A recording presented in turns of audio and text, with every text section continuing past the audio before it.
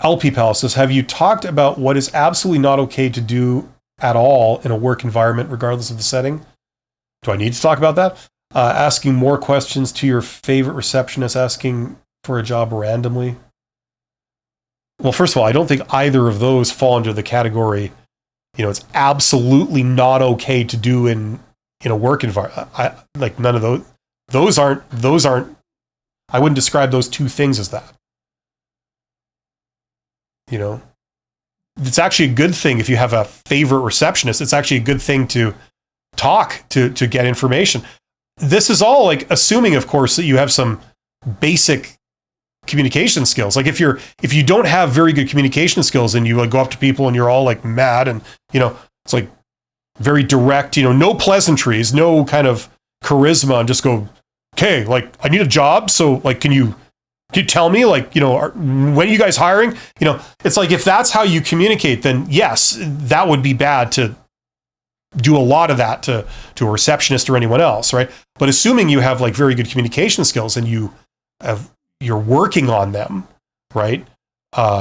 It's not a bad thing to go and ask a lot of questions. If you know how to do that in a way that people want to answer them, you pick your moment, you're very charismatic, you very professional, you kind of explain, what's going on, you're very personal about it. If they're not having a good day or they're kind of stressed out in that moment, you pick up on that and don't push it at that time, you know what I mean?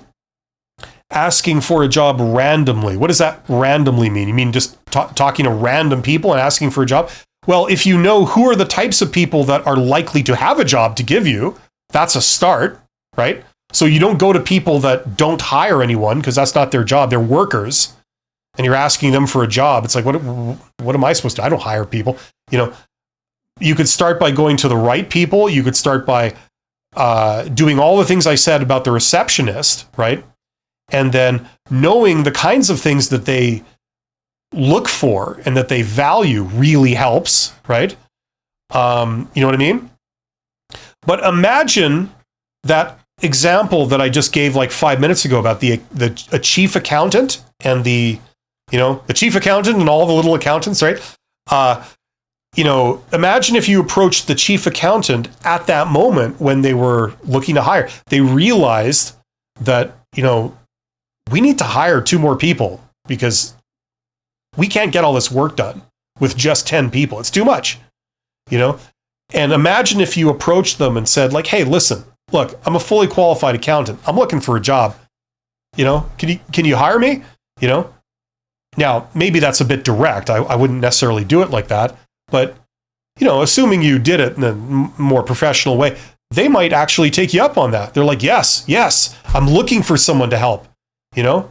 Listen, I will contact you tomorrow. I will tell you, I'll touch base with HR and I'll see what they need. And we'll see if we can get, we can explore that, we might have a need. So I'd like to set up an interview with you. Sure. AKA boundaries. Well, what are boundaries? Are boundaries the thing that you assume people have, or the things that they say they have? They're like, whoa, no, you know what I mean? Sometimes that's an excuse for people assuming that they can't do something, so they don't even try. The problem is sometimes the assumption is wrong, and that would have been a great way to get a job, but they just assumed that I shouldn't do that, so they didn't, The logistic guy says, thank you so much for a detailed answer. I will watch the video for more clarity and will get back if I need help. Thank you.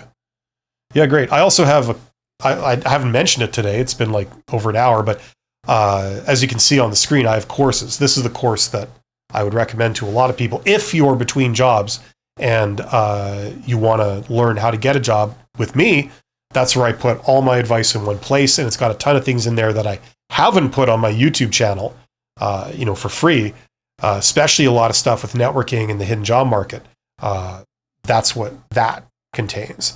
So if you're interested in that, check that out. There's a link in the description.